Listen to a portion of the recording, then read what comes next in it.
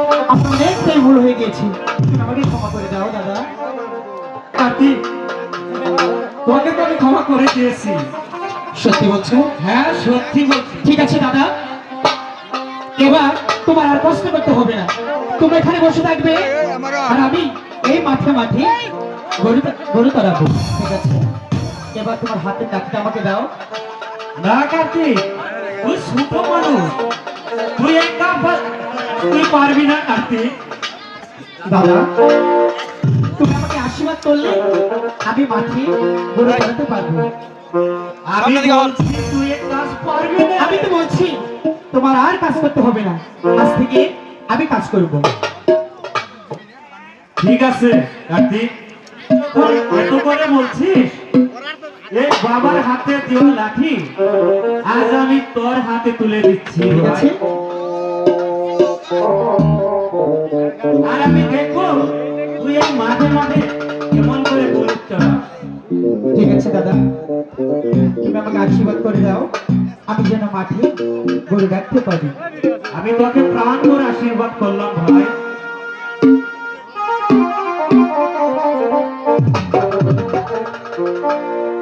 আমি তো গো হৃদয়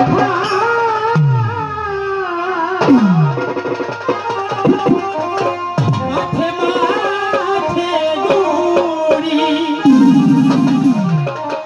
আসরি বাহা জিয়া পালে কবু পাছু রাহারি রে